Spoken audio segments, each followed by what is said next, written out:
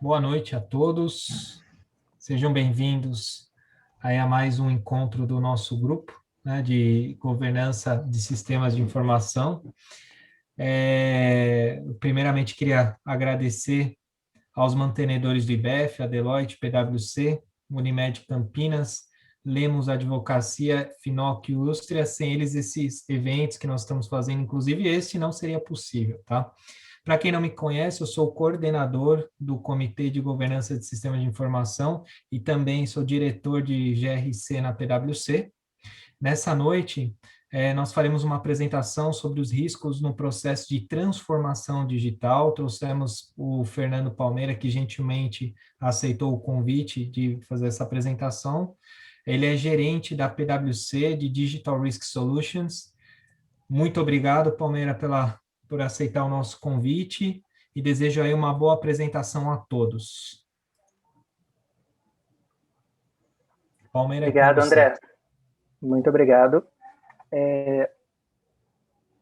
Bem, como o André me apresentou, eu sou o Fernando Palmeira e hoje a gente vai falar um pouquinho sobre os riscos na transformação digital. Primeiramente, boa noite a todos. Deixa eu passar o slide. Muito bem. Eu trouxe um pequeno currículozinho só para me apresentar para vocês antes de falar. Eu sou gerente na PwC, como o André comentou, e as minhas áreas de atuação são voltadas para governança de TI, privacidade e proteção de dados, segurança da informação, governança, risco e compliance e auditoria de sistemas. Eu já estou há 8 anos na PwC atuando com isso, desses 8, 4 enquanto gerente. Completo 9, inclusive, agora em julho. Tenho graduação em Tecnologia da Informação pela UF do Rio de Janeiro e pós-graduação em Gestão de Negócios pelo IBMEC do Rio de Janeiro também. Mas hoje moro em São Paulo. Muito bem. Para a gente falar sobre os riscos da transformação digital, primeiro a gente precisa definir o que é a transformação digital. Então, existe a gente vai falar um pouco sobre isso, mas existe uma certa tendência de quando a gente ouve falar sobre transformação digital, a gente sempre pensa em disrupção, sempre pensa em inovações mirabolantes ou aplicação de tecnologias inovadoras e que apenas nesse contexto estaremos falando de transformação. Mas não é bem assim. Esses contextos que eu trouxe de disrupção, de inovação altamente tecnológica, eles são sim transformações, mas transformação digital é um pouco mais do que isso. Aumentar a abrangência sistêmica, padronizar processos de negócio, atender à estratégia traçada pela companhia, automatizar atividades, estabilizar soluções sistêmicas, aprimorar segurança, eliminar redundância de dados, etc., etc. Todos esses são motivos que podem levar uma empresa a decidir por um processo de transformação digital. E os benefícios de uma transformação digital, eles são muitos e palpáveis, e muitas vezes, a curto prazo, você já tem os benefícios colhidos de uma transformação nesse sentido. Mas, afinal de contas, nesse contexto, o que a gente entende como uma transformação digital? Como eu comentei antes, ainda que o termo ele seja automaticamente associado à disrupção e inovações, e essas também são transformações de fato, nem sempre a gente fala de algo que é sempre fora da caixinha. Outros exemplos de transformação digital que a gente pode trazer são, por exemplo, implementações de novos sistemas integrados de gestão empresarial, ou comumente conhecidos como ERPs, SAP, Oracle, etc. Atualização de sistemas já existentes na companhia, só que para uma versão mais moderna ou em nuvem, também é uma transformação digital. Migração de dados por diversos motivos, seja por integrações, uma empresa comprou outra empresa e eles querem integrar a base de dados, enfim, qualquer tipo de migração de dados, de grande migração de massa de dados, pode ser considerada uma transformação digital. Quando a gente tem um upgrade, esses dados estão em um sistema talvez menos digital e eles vão para um ambiente mais digital. Integrações sistêmicas, como eu comentei, talvez você tem duas empresas que utilizam duas instâncias do SAP e elas migram, convergem para que apenas uma instância seja utilizada com as company codes segregadas. bem como automatizações e robotizações, aí a gente entra na questão dos RPAs e robôs, entre outros. Então, a gente vê que o termo transformação digital ele é bastante amplo, e todos esses exemplos que eu trouxe são transformações que trazem incontáveis benefícios para as companhias que os aplicam. Bom, mas tudo tem um preço, e aí, nesse sentido, a gente começa a falar sobre quais são os riscos envolvidos nessas transformações. Eu trouxe um diagrama para vocês que ele organiza os riscos envolvidos na transformação digital em 3 grandes blocos: riscos de projeto, riscos de negócio e riscos de controle. Dentro do âmbito de governança de TI, controles internos de TI, a gente vai fazer uma separação entre alguns riscos que são mais voltados para a parte técnica, de fato, e outros riscos que são mais voltados à questão da governança de TI. Mas antes disso, deixa eu passar pelos 3 e discorrer um pouco sobre os riscos de uma maneira geral. Quando a gente fala de riscos de negócio, a gente está falando de benefícios que aquela transformação traz para a empresa que a está fazendo. Então, a gente tem se a gente vai fazer uma transformação, como a gente comentou, a gente está esperando algum benefício que virá por consequência. Mas existe o risco de que esse benefício não venha se você não tiver uma estrutura de projeto bem feita, se você não tiver o plano de realização, ou seja, eu estou atualizando meu RP para quê exatamente? Eu estou robotizando atividades para quê exatamente? Então, quais os benefícios que eu espero colher com essa transformação digital? E um business case bem traçado para que, no final, a gente consiga avaliar, olha, eu pretendia chegar chegar no ponto A, e nós chegamos no ponto A de fato, ou passamos o ponto A e teve mais benefícios do que a gente esperava, enfim. Então, os riscos de negócio são os riscos envolvidos ou na não definição clara dos benefícios que eu espero colher, ou também o não atingimento desses benefícios. Quando a gente passa para os riscos de projeto, a gente está pensando mais na coordenação, de fato, dessa transformação. Então, é a gestão desse projeto, a governança desse projeto, a prontidão funcional, ou seja, no prazo que a gente espera que isso esteja funcionando, vai estar funcionando, da maneira como deveria estar funcionando, por isso funcional, a prontidão técnica, ou seja, eu tenho especialistas dentro da minha empresa que são capazes de transformar isso, ou eu preciso trazer terceiros que vão agregar nessa parte técnica do processo. Bem como a prontidão organizacional. Então, qualquer mudança, a gente vai ver no futuro, nos próximos slides, que nem todos os riscos são aplicáveis exatamente a todo e qualquer tipo de transformação, até porque eu trouxe transformações bem distintas. Você talvez automatizar um processo, você tem um encapsulamento do risco ali muito menor do que talvez mudar o RP de uma empresa inteira. Mas, de qualquer maneira, a prontidão organizacional, ela diz respeito a quem vai ser impactado pela transformação estar preparado para isso. Preparado do ponto de vista de os processos vão mudar, eu preciso me adequar a eles. Preparado do ponto de vista de eu sei usar o digital que vai ser implementado no meu futuro. Então, com isso, a gente tem os riscos de projeto. Falando sobre os riscos de controles, aí a gente já entra numa questão envolvendo a qualidade de dados, principalmente quando eu já tenho um ambiente prévio que precisa ser migrado para o novo ambiente, e aí com isso eu preciso ter certeza que os dados que estarão no novo projeto, no novo sistema, ambiente sistêmico, eles tenham qualidade. Relatórios e interfaces, esse novo ambiente sistêmico ele vai emitir relatórios para determinadas finalidades, ele vai ter interface com ferramentas que já existem hoje na companhia. ITDCs e segurança. ITDCs são controles gerais de tecnologia da informação, ou seja, a governança de controles e riscos de TI, bem como a segurança dos acessos. E controles de negócio. A gente tem as empresas elas têm uma arquitetura de controles internos, uma matriz, um estabelecimento de controles internos dentro da companhia, e toda e qualquer transformação digital minimamente vai precisar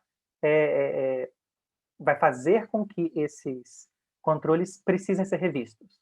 mesmo que seja para você checar os controles e falar, ok, os controles que eu tenho hoje, eles estão totalmente aderentes ao ambiente, então não preciso fazer mudanças. Mas é necessário que isso seja levado em conta. E aí, com isso, eu encapsulo os riscos de controles. Então, só recapitulando, riscos de negócio ligados ao benefício esperado pela transformação digital, riscos de projeto ligados, de fato, ao processo de transformação, e riscos de controles ligados muito à governança dos controles internos de processos de tecnologia da informação dentro da companhia, uma vez que a transformação traz possíveis modificações para esses controles. Muito bem. A gente vai ter um espacinho no final para tirar dúvidas, então podem ir anotando as dúvidas, podem ir enviando, no final a gente vai ter um espaço para isso. Muito bem. E aí, definidos os 3 blocos de riscos principais dentro de transformações digitais, o que a gente tem? A gente tem que, em geral, os riscos de projeto e os riscos de negócio, eles recebem, de antemão, uma maior atenção, porque eles estão diretamente ligados aos objetivos e os benefícios que se espera com essa transformação. Então, riscos de negócio, em geral, eles são endereçados já no início, o que eu espero obter com aquela transformação, como eu comentei, e os riscos de projeto, em geral, são endereçados pelas equipes técnicas, que vão operacionalizar essa transformação digital. Muitas vezes essa equipe técnica ela é externa, ela é composta de terceiros, que são especialistas, até porque a gente talvez precise de uma questão que envolva programação, que envolva configurações técnicas que não necessariamente toda e qualquer empresa tem dentro de casa. Pode ser o caso, mas na maioria dos casos contrata-se mão de obra especializada para isso.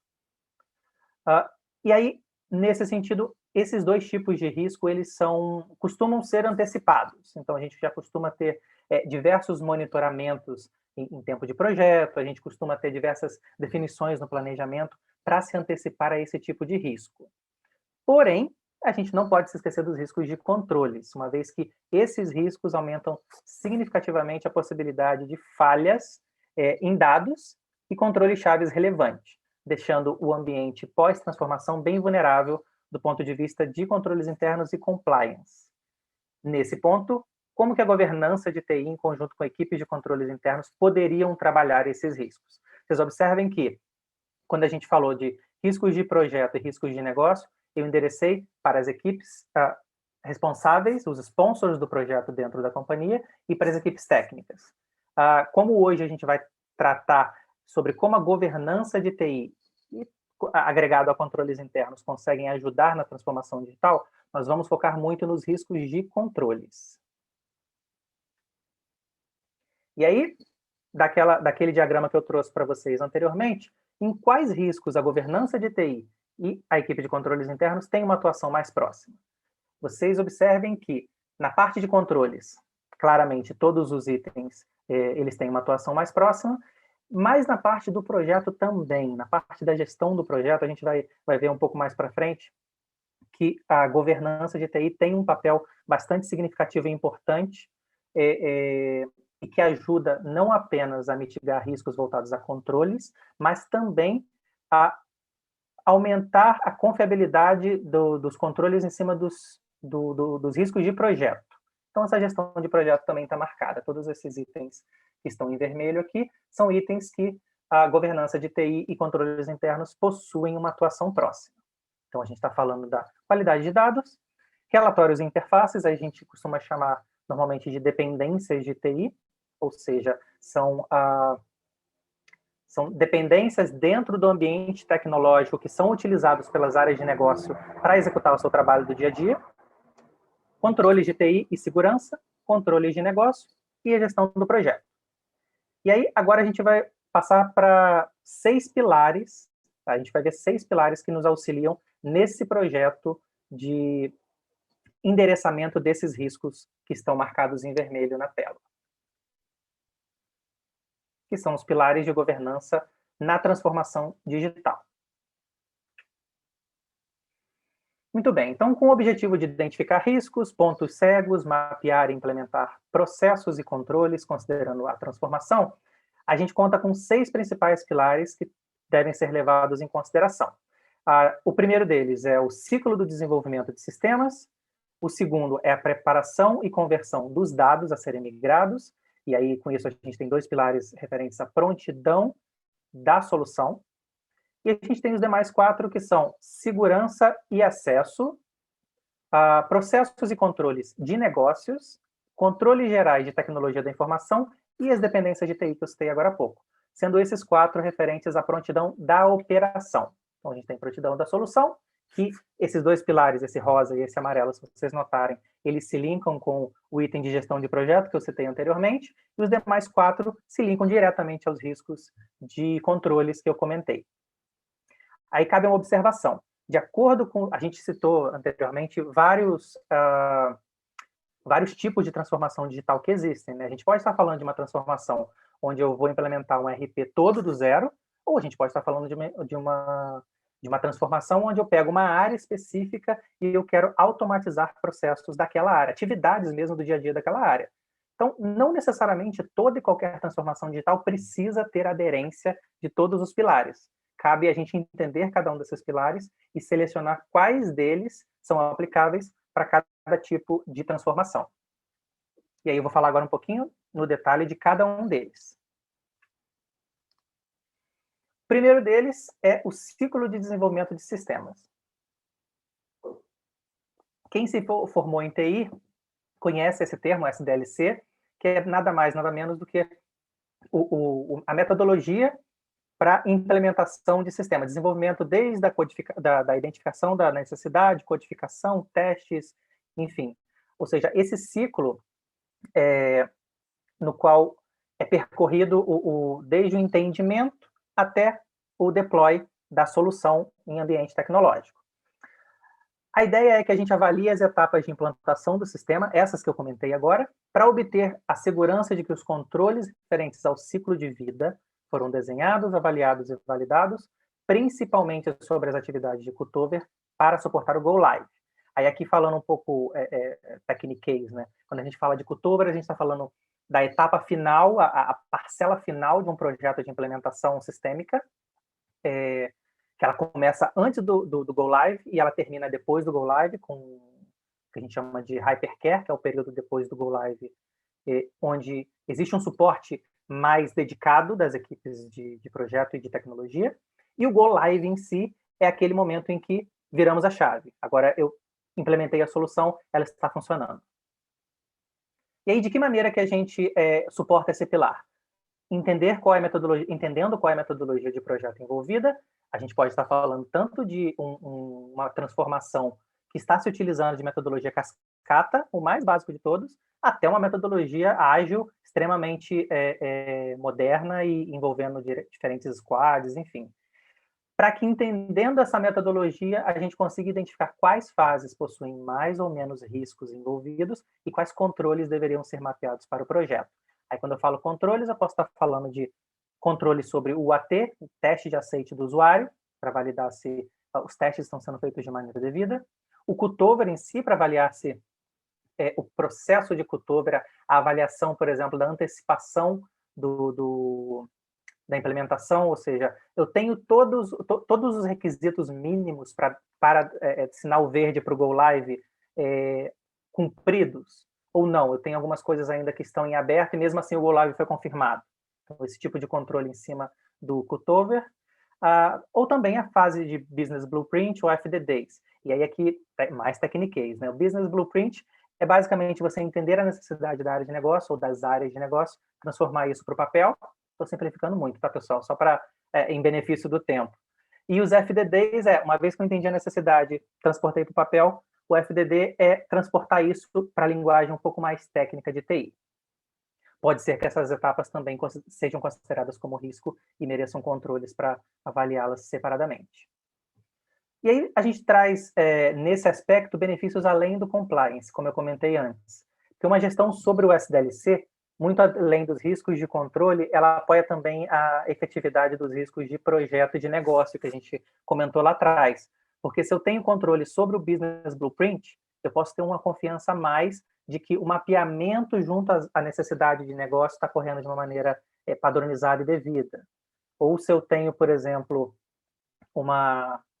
se eu tenho controles em cima do UAT ou do cutover, eu posso ter um pouco mais de conforto acerca dos riscos que eu falei de projeto lá atrás. Se a prontidão para o sinal verde da implementação é devida ou não, por exemplo.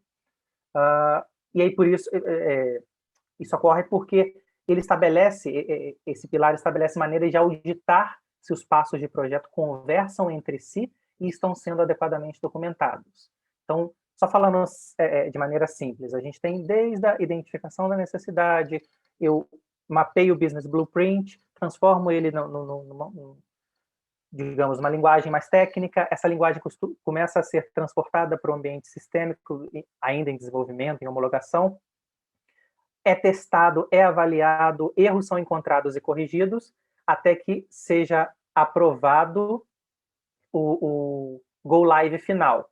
Então, esses controles, eles podem avaliar se desde o início até o final do processo a gente está tendo uma conversa única entre si, para que no início a área de negócio não fale laranjas e no final seja implementado bananas. É óbvio, pessoal, que, mais uma vez, existe uma preocupação muito grande das áreas técnicas e das áreas responsáveis pelo projeto para avaliar isso. Mas o fato de haver controles da equipe de governança de TI sobre esses processos ajuda a evitar, ajuda a fortalecer, digamos assim, os controles que as demais equipes têm sobre os riscos de projeto e de negócio. Muito bem. Falando sobre o segundo pilar, que é a preparação e conversão de dados. Teoricamente, esse pilar poderia estar dentro do anterior, porque ele é uma etapa dentro do ciclo de vida de projeto. Só que ele tem uma importância tão grande, um risco tão grande, que a gente acha por bem separá-lo em um pilar, pilar único. Porque aqui a gente está falando de desenho de controle sobre a integridade e precisão dos dados transferidos. Seja a transferência, a criação em si do dado, seja a transferência, eu tenho um ambiente não, obsoleto ou antigo, e eu estou transformando isso para um ambiente digital, mas os dados têm que ser os dados históricos. E aí, de que maneira que a gente faz isso? Avaliando quais os procedimentos de controle são definidos sobre as atividades de extração, saneamento, migração, extração pós-migração e validação final da carga. E aí, pessoal, parece que eu estou falando muita coisa, mas cada uma dessas 5 etapas é extremamente importante. Na extração, a gente está falando de onde esse dado vem. Esse dado vem de um ambiente antigo que precisa ser mantido num ambiente novo. Esse dado vai ser criado baseado em indicadores de mercado, baseado sei lá, na folha de papel que a pessoa tinha na área dela e agora vai passar a ser sistêmico. Da onde vem esse dado? Qual é a garantia que eu tenho sobre essa extração? Saneamento. De um ambiente sistêmico para outro, eu preciso ter, não necessariamente as bases de dados são iguais ou parecidas. Preciso fazer um saneamento, preciso fazer um tratamento nesses dados. Olha só quanto risco a gente tem envolvido. Tem pessoas extraindo dados, eu não sei de onde estão saindo. Tem pessoas metendo a mão nos dados para tratá-los, eu não sei o que elas estão fazendo. O terceiro passo, migração. De fato, uma vez que eu tenho o formato adequado, eu subo esse dado para o ambiente novo. Ainda em ambiente de teste que seja, mas estou subindo. Como é que eu sei que eu tinha 1000 itens no anterior e agora tenho, durante o processo da migração subiram 1000 itens? Eu tenho como validar isso em tela? Eu tenho como guardar essa evidência caso alguém me questione? E as 2 etapas finais, elas são interligadas, que a gente está falando da extração pós-migração. Já migrei os dados, eu vou extrair os mesmos dados para chegar na mesma relação que eu tinha antes, e comparar com os dados do saneamento. Ou seja, nos dados pré-migração, para saber se eu tinha 1000, entrou 1000 e dentro do ambiente tem 1000. E são os mesmos 1000. Por isso que a gente fala em cima ali sobre integridade e precisão. Então, todos os dados foram migrados e eles foram migrados de maneira devida, precisa. E aí, nesse caso, mais uma vez, como o anterior, essa padronização sobre os controles envolvidos também auxilia a evitar retrabalho nas migrações. E aí, nesse caso, trazendo uma experiência pessoal, eu já participei de alguns projetos envolvendo apoio nessa preparação e conversão de dados, na verdade, do ponto de vista de governança, né? Eu estava lá para avaliar a qualidade da documentação sobre esses 5 passos que eu citei para vocês. E assim, a gente foi contratado quando isso já estava acontecendo, e algumas questões que foram identificadas e geraram retrabalho talvez não tivessem ocorrido caso esse mapeamento, esses controles tivessem sido avaliados antes. Ou seja, qual a documentação eu preciso extrair já desde o início, como eu preciso documentar isso já desde o início, e aí, tendo um passo a passo a ser seguido, e dando esse passo a passo para as pessoas que vão fazer tanto a extração, quanto o saneamento, quanto o teste final da migração, você evita problemas, evita retrabalho. Não quer dizer que só por ter o controle problemas não vão ocorrer, tá? Isso seria um leviano da minha parte dizer isso, porque pode ocorrer problemas que não podem ser mapeados por esses 5 passos. Mas a qualidade final tem um conforto muito maior na qualidade final e evita, de fato, situações que podem ser mapeadas através desses 5 passos.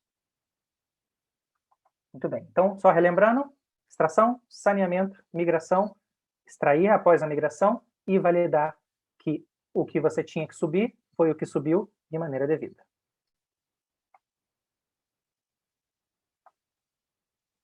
E só voltando aqui, é por isso que eu comentei que nem todos os pilares talvez sejam aplicáveis. Porque, por exemplo, pensando talvez num processo de robotização, pode ser que algum use, tá, pessoal? Eu estou aqui pensando alto.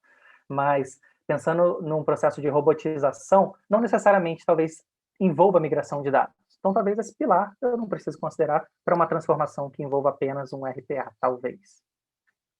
Mas talvez sim, porque pode ser que eu tenha que sanear alguns dados para que o robô consiga tratá-los da melhor maneira, caso a caso. Muito bem. Então, a gente falou agora da gestão do projeto. Vamos falar, então, sobre os riscos de controle, ligado a... Não que os anteriores a gente já não tivesse falado de controles, mas dentro daquele diagrama que eu trouxe para vocês, eles estavam dentro dos riscos de projeto. Agora são controles mesmo. Começando por segurança e acessos. Aqui a gente fala de avaliar o desenho dos controles de acesso no nível da solução e da infraestrutura, para obter o conforto que esse acesso será restrito para usuários de negócio e de TI, de maneira devida, e também que tarefas conflitantes serão adequadamente segregadas. Pessoal, eu sei que isso aqui acaba sendo uma questão, mesmo quando a gente não está falando de uma transformação digital. É muito difícil você conseguir atingir a segregação completa, devida e adequada, mas se a gente olhar para isso já desde o planejamento, desde o projeto de transformação, a nossa probabilidade de sucesso ela aumenta. Então, de que maneira que a gente faz isso? A gente avalia como a transformação pretende tratar acessos, primeiramente em tempo de projeto, e validar definições e regras para acessos privilegiados para o pós-go live. Vocês se lembram que eu comentei sobre a fase de cutover, né, que é uma fase que ela começa antes do go live e ela termina depois do go live porque tem o hypercare, que é um período de cuidado dedicado, digamos assim, onde normalmente problemas são identificados e precisam ser corrigidos rápido, porque o processo está rodando, eu já passei do go live, minha transformação digital já está em place, então eu preciso que isso rode. Então, é necessário que existam definições e regras para acessos privilegiados, porque é muito comum nessa época a gente trabalhar um pouquinho no desespero, porque como o sistema é novo, todo mundo está preocupado se vai rodar, se não vai rodar, vai fechar o mês, não vai fechar o mês. Então, a ideia não é limitar, porque a gente está num período que precisa desse cuidado, mas sim definir regras. Como que esse acesso vai ser concedido, a pessoa vai tê-lo o tempo todo, quem vai monitorar se o que a pessoa está fazendo é devido ou não, e etc. Então, não é limitar porque realmente precisa. Tem casos em que o acesso precisa... A transformação, talvez ela tenha tantos problemas no hypercare que a pessoa quase que precisa ficar o tempo todo com acesso próximo ao ilimitado. Mas a ideia é que isso exista segundo regras, ou segundo controles de monitoramento, preferencialmente. E aí o segundo tópico é verificar como ocorre a definição dos futuros perfis de acesso, bem como definição da futura matriz de acessos críticos e segregação de função para esse ambiente pós-transformação. Mais uma vez, não é toda transformação digital que vai envolver matriz de risco de acesso e segregação de função, mas perfis de acesso, eu diria que em boa parte dos casos a gente vai precisar se atentar, sim. E em tempo de projeto é o melhor momento, porque a gente tem a definição, estamos entendendo junto aos usuários, quem vai usar esse perfil no dia a dia, o que ele precisa, o que ele vai precisar para fazer o trabalho dele, e a gente está com a matriz na mão, seja essa matriz standard, que você pegou do próprio fabricante, ou seja essa matriz customizada, já com as suas considerações de acordo com as especificidades da empresa que está sofrendo a transformação. Então, avaliar uma coisa junto com a outra já em tempo de projeto, já evita uma dor de cabeça lá na frente de você dar o go live, você nunca olhou você não fez um mínimo diagnóstico durante o tempo de projeto, e talvez porque não tenha pensado nisso antes, estava com a cabeça muito no projeto em si, tem que acontecer. O que eu falei antes, riscos de negócio, riscos de projeto, eles sempre vão ter a prioridade da atenção da equipe técnica. Isso é um fato. Isso é um fato. Então, se isso que eu digo, esse diagnóstico, ele não acontece ao longo do projeto, você deu o go live, imediatamente você tem um ambiente que você vai encontrar dezenas se não centenas, de incidências de risco de acesso crítico e de segregação de função que talvez poderiam ser antecipadas. Isso não estaria em produção, já obrigando você a talvez se justificar contra possíveis auditorias, enfim. E aí eu coloquei uma atenção aqui em relação à privacidade e Lei Geral de Proteção de Dados. 2 tópicos. O primeiro deles, linkado com a matriz de riscos. As matrizes de risco de mercado que a gente costuma ver, elas, em geral, não consideram acesso à visualização, acesso a tratamento de dados pessoais como risco por default. Então, talvez em tempo de projeto seria uma boa oportunidade de talvez sentar com RH, sentar com uma equipe de cadastro de cliente, sentar com uma equipe de marketing e entender, olha, nesse processo aqui, pegar o blueprint, talvez, da equipe de marketing, da equipe de cadastro de cliente, e entender, você vai ter acesso a dados pessoais, ou talvez até sentar junto ao DPO da empresa, caso já exista, o encarregado de dados, e já falar, olha, a gente está com esse projeto aqui, vai atuar nessa área. Já me antecipa, por favor, o que a gente tem, que a gente pode ter de acesso a dados pessoais comuns e sensíveis, porque a gente pode considerar isso, talvez, na nossa matriz. É óbvio, pessoal, que eu estou falando aqui de um mundo muito ideal, muito que seria o melhor dos mundos. Nem sempre a gente tem tempo, tem budget, tem disponibilidade para isso. Mas seria o melhor dos mundos, como eu comentei. Então, a privacidade e lei geral de proteção a gente pode colocar nesse ponto da matriz, mas a gente pode trazer também para o projeto em si. Então, não necessariamente só a governança de TI que tem que se preocupar com isso, mas a equipe do projeto também. Existe uma metodologia chamada Privacy by Design, que ela, sem entrar muito em detalhes, né, mas ela estabelece que privacidade precisa ser uma normativa desde a concepção do projeto. Então, toda e qualquer atividade, mudança, transformação que for ocorrer, ela tem que trazer privacidade como default. Então, isso implica, vou mapear processo com o responsável de negócio, já vou sentar com ele para entender se aquele processo trata ou vai passar a tratar dados pessoais, para que eu já enderece as tratativas, já passe esse risco para o meu encarregado de dados pessoais, para o meu DPO, e fale, olha, hoje essa área talvez não trate, mas ela vai passar a tratar. Vamos precisar limitar esse acesso dentro do ambiente, vamos precisar, talvez, aí entrando de fato na questão da privacidade, né? Vou precisar estabelecer uma nova base legal, enfim, todos aqueles pormenores que a gente tem dessa adequação que a gente tem sofrendo aí nos últimos períodos, e já se antecipar a isso. E não fazer o go live e aí agora eu vou olhar para a privacidade, sendo que tinha coisas que talvez em tempo de projeto a gente já conseguiria ter endereçado. Beleza? Eu acho que teve até uma perguntinha aqui envolvendo o LGPD, não sei se eu já respondi, mas senão a gente volta no final. Muito bem. Falando sobre processos e controles de negócio. Nesse caso, a gente está falando de avaliar o desenho dos controles de negócio futuros, porque a gente vai ter uma transformação, para obter conforto de que os riscos nos processos de ponta a ponta sejam identificados e gerenciados adequadamente. Aqui, pessoal, a gente está falando de controles internos mesmo, a ICFR, controles em cima dos processos de negócio, adequação seja a SEC, seja a CVM, enfim, controles de negócio de fato.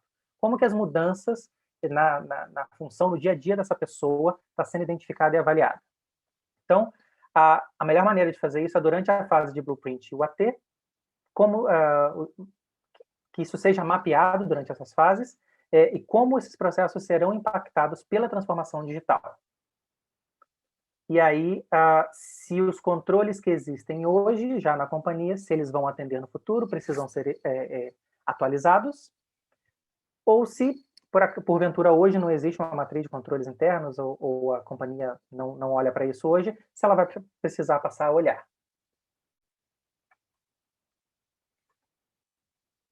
Muito bem.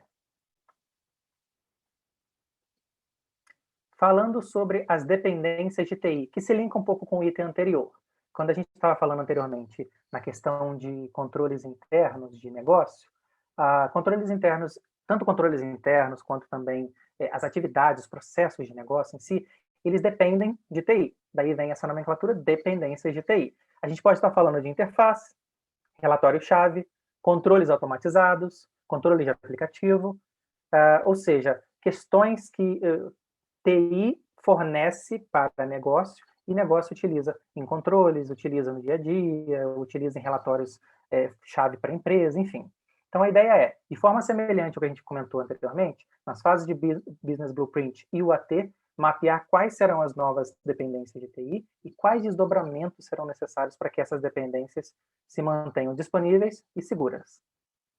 E aí tem uma atenção aqui também, principalmente em relação a controles automatizados ligados à mudança sistêmica. Se eu tenho hoje um sistema legado mais simples, que não tem muita automatização, e eu vou migrar talvez para um Oracle Cloud, para um SAP, que oferece por default uma série de automatizações de workflow, automatizações de controles inerentes, então eu preciso ter isso em mente durante essa avaliação, para verificar se a configuração desses controles está sendo devida ou não.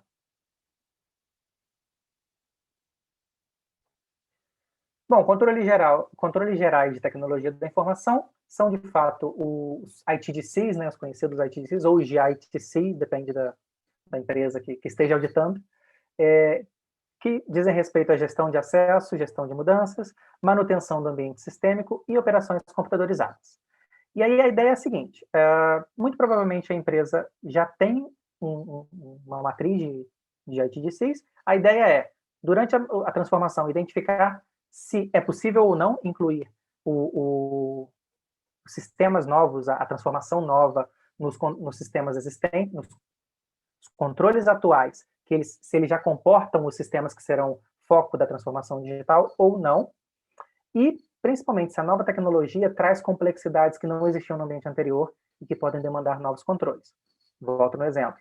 Tinha um ambiente legado mais simples, uma tecnologia mais simples, vou para um SAP, onde a gente tem uma série de acessos críticos, acessos privilegiados para diferentes funções, que demandam segregações específicas, que demandam monitoramentos específicos, enfim, toda essa avaliação já pode ser feita em tempo de projeto. E aí eu trago aqui uma atenção. Robotizações e automatizações, tais como o RPA, elas exigem um olhar mais atento, porque elas podem, sim, necessitar de controles específicos do ponto de vista de tecnologia, tanto para a criação das automatizações, quanto para eventuais monitoramentos futuros. Então, assim, não é porque é um RPA, uma automatização, um robozinho que eu coloquei, que ele fica livre de ser avaliado do ponto de vista de controle de tecnologia da informação. Pelo contrário, talvez ele precise até de controles específicos que originalmente o ITDC da companhia não tinha. E aí passamos então só voltar para repassar novamente, falamos então do ciclo de vida de sistemas, falamos da preparação e conversão de dados, falamos da segurança e acessos, falamos dos controles de processo de negócio, controles gerais de TI e das dependências de TI. Agora a gente vai falar do timing. Quando a gente avalia esses pilares dentro do processo, do projeto de transformação, uma vez que a gente tenha definido quais pilares serão utilizados, a gente tem 4 momentos-chave que a gente sugere que sejam considerados na abordagem, com o intuito de antecipar questões e endereçá-las da melhor maneira. O primeiro deles seria na preparação, ou seja, no momento inicial, lá quando eu comentei da área de negócio, trazendo as as necessidades ou avaliando qual o benefício da transformação, nesse momento, a gente já fazer uma avaliação preliminar sobre esses 6 pilares que eu trouxe, quais riscos a gente aplicaria, ou seja, quais pilares eu defino que eu vou precisar nessa transformação. Para já ficar atento, já participar das reuniões e já capturar e identificar preliminarmente esses riscos. Segunda etapa, que a gente chama de exploração, acontece durante a criação dos business blueprints, junto às áreas de negócio, onde os controles para mitigar os riscos são levantados e mapeados. Ou seja, já é o primeiro mapeamento de controles. E aí cabe, eu até escrevi embaixo, né, que a cada fase, a ideia é que a gente saia dessa fase com uma recomendação de ponto de melhoria, ou seja, esses controles aqui não estão bons, esse processo aqui não está bom, preciso melhorá-lo, para que na próxima etapa a gente já consiga ter avançado com essas melhorias, com essas implementações. Sobre realização, o momento de realização, ele acontece durante as fases de teste UAT. Lembrando, pessoal, que isso aqui tudo é uma recomendação, tá?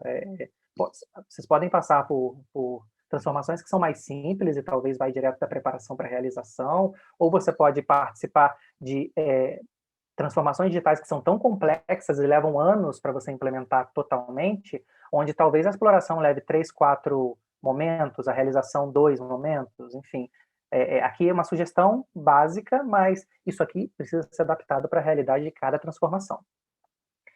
Aí, voltando para a realização, que seria o momento que acontece durante a fase dos testes UAT, aqui já envolve a avaliação do desenho dos controles, nesse momento ainda testados em ambiente de homologação, justamente para já ter essa captura inicial de como ele se comportaria no ambiente de produção, e já capturar insight, já capturar melhorias. Por fim, a gente tem o deploy, ou run, que é a fase que deveria ocorrer no cutover do projeto, aí poderia ser antes ou depois do Go Live, dependendo do quão apertadas as equipes estejam. E aí eu digo isso por experiência própria, porque, assim, quem já passou por uma transformação sabe o quanto a fase de cutover ela é exaustiva demais para todos os envolvidos. Então, pode ser que a governança da TI ela não consiga nem chegar próximo à equipe de implementação técnica. Então, por isso que talvez o deploy seja melhor avaliar depois que já está em place. Ok, já está em place. Mas aí você teve as suas etapas anteriores para já mapear e já se antecipar a questões. Essa fase de deploy é o que a gente chama de teste de prontidão. É fazer essa rodada seco, né, esse dry run, para avaliar se aquilo que a gente mapeou e foi resolvendo ao longo da transformação, se já está pronto para rodar no ambiente produtivo. Por isso que talvez rodar depois do Go Live não seria assim, um pecado muito grande. Principalmente tendo em vista toda a complexidade que é envolvida e confia em mim, ninguém do projeto vai ouvir vocês no momento de cutover sobre esses temas. Não dá tempo, é muita coisa. Muito bem. Como eu comentei, é interessante destacar que a cada fase, pontos de melhoria são levantados para serem resolvidos de preferência antes da próxima fase. E, por fim, os controles de negócio, ITDCs, dependências de TI, que tenham sido alterados pela transformação, eles vão seguir a vida normal de operação e avaliação pela auditoria interna da companhia. Então, a ideia aqui é traçar esses controles que serão utilizados, que mitigarão esses riscos oriundos da transformação, mas eles vão, nesse momento a gente está avaliando e corrigindo, ou criando, se for o caso, mas a ideia é que eles sigam a vida normal da empresa, uma vez que o sistema da transformação ou a robotização da transformação está em place, vida que segue normal e, caso precise avaliar por algum motivo, sejam controles chaves, etc., a auditoria interna segue seu caminho e inclui na rodada de teste deles. Dúvidas? Pessoal, como assim a gente lida com isso todo dia, né? Eu lido com isso todo dia. Tem muitas siglas, tem muito techniquez, tem muitas questões que talvez eu tenha passado porque eu já estou imerso nisso. Então, qualquer dúvida que vocês tenham tido em algum conceito, em alguma coisa que eu comentei, podem ficar à vontade para perguntar, fiquem à vontade, quero que você repita tal parte, enfim, fiquem à vontade. Legal, Fernando, muito obrigado, primeiro, pela apresentação. Na verdade, a gente tem algumas perguntas, tá, que nós recebemos. Acho que uma já foi parcialmente respondida aí na apresentação, mas a gente pode até voltar no tema se precisar. A primeira foi do Rafael Guimarães, ele está perguntando: o período de SLA são válidos durante o SDLC ou nesse contexto os SLAs não fazem parte do escopo? Os SLAs fazem parte do escopo, sim, mas eu entendo que eles estão dentro da governança do projeto. Ou seja, a equipe técnica do projeto ela vai se preocupar com esses SLAs. Se eu entendi corretamente a pergunta, tá? A equipe técnica do projeto vai se preocupar, sim, com esses SLAs para serem validados, mas nada impede que você inclua um controle ou a necessidade de um controle na fase de ciclo de desenvolvimento de sistemas, se isso for, de fato, um risco relevante para a transformação pela qual você está passando. Então, eu já participei, sim, de transformações em que havia um controle para controlar o SLA. Então, o SLA ser perdido era um risco tão grande que isso era necessário ser avaliado como um controle de fato. Não, perfeito. A segunda pergunta do José Carlos fala sobre a LGPD está sendo considerada de forma adequada pelas empresas na transformação digital atualmente? Qual a sua opinião? Agora, falando sobre opinião, eu vou precisar falar dos processos pelo qual eu passei recentemente, e a resposta é não. Tudo isso que eu comentei aqui, eu até falei, né, que seria o melhor dos mundos, seria assim, um mundo ideal, é que sim, o privacy by design fosse considerado, a privacidade fosse levada em consideração no momento que você tem uma transformação digital, mas não é o que eu tenho visto. O que eu tenho visto são equipes que às vezes estão um pouco budget, é dinheiro, né? Tudo é dinheiro. Então a gente às vezes faz o mínimo que precisa, porque é o que a gente consegue fazer, sabe? E aí privacidade nesse caso, até o momento, nas experiências que eu tenho passado, não tem sido prioritário. Pode ser, e aí vai depender muito. Aqui estamos na questão da opinião ainda, tá? Vai depender muito da atuação da Agência Nacional de Proteção de Dados nesse tema, para que essa situação mude.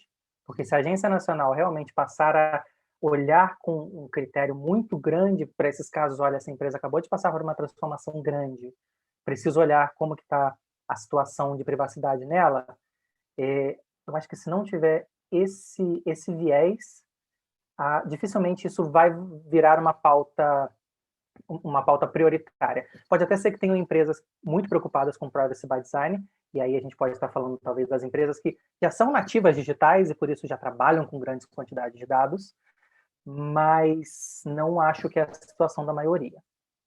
Aí é achismo mesmo, opinião. Eu tendo a concordar com você, viu, Palmeira? A gente tem realmente visto isso no mercado.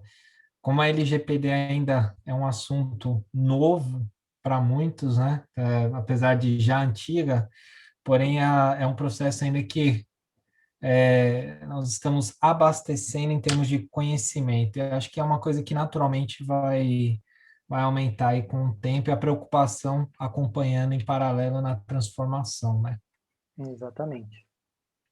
Uma outra pergunta que eu tenho aqui também, na verdade, essa é uma minha, tá?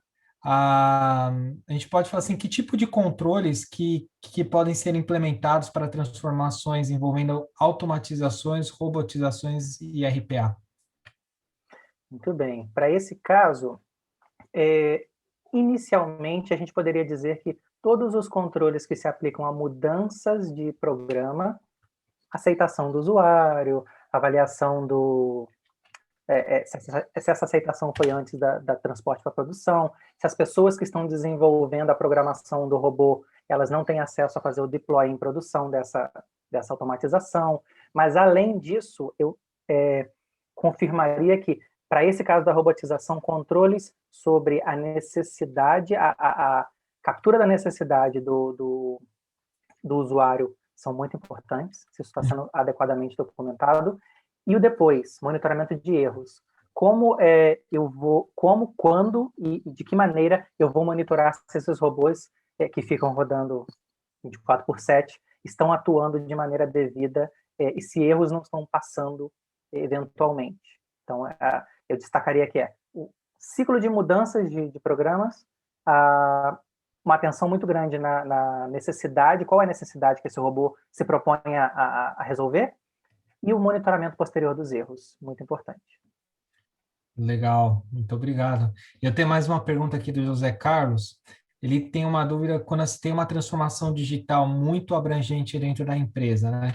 A equipe de auditoria interna que eventualmente vai ser envolvida no projeto, ela deve buscar um apoio externo de uma empresa de consultoria, aí olhando mais a preocupação da auditoria interna na dificuldade em compreender, né, como é que é o processo de transformação digital, às vezes não ter a competência ou a skill necessária para acompanhar o projeto de perto. O que você acha, em termos de opinião?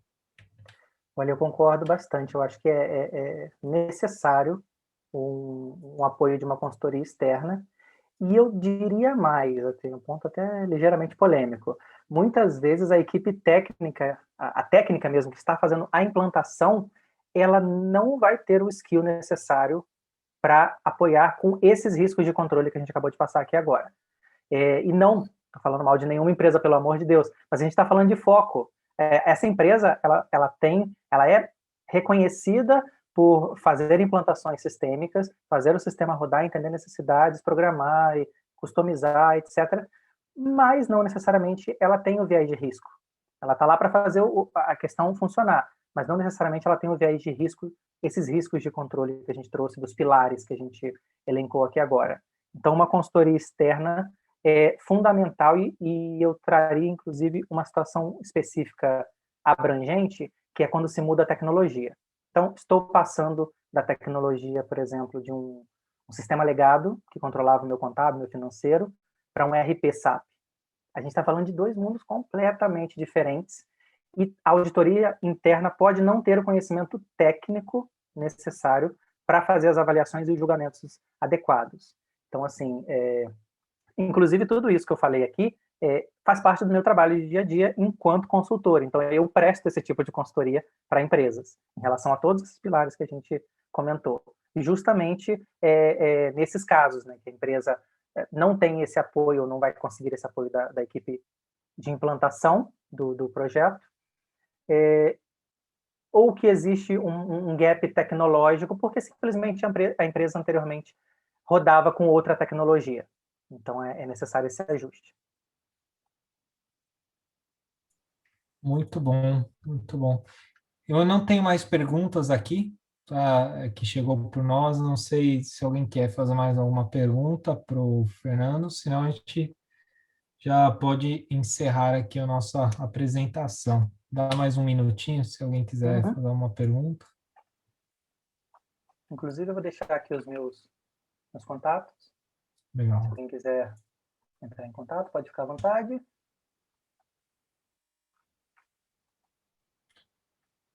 Muito bem. Palmeira, muito obrigado pelo seu tempo. Em nome do IBF, a gente agradece a sua participação, conteúdo muito bom, atual, né? Um momento que acredito que todas as empresas estão passando, e quem não passar vai ficar para trás. Vai ter muita... O mundo está girando muito rápido, né? Então não temos tempo para ficar parados aí em termos de transformação digital. Exatamente. Muito obrigado novamente, em nome do IBF, de todos. E estão aí o contato, né, do Fernando. Quem tiver interesse, quiser consultá-lo, fiquem à vontade, tá bom? Eu que Muito agradeço a obrigado, oportunidade, pessoal. pessoal. Um abraço. Um abraço. Tchau, tchau.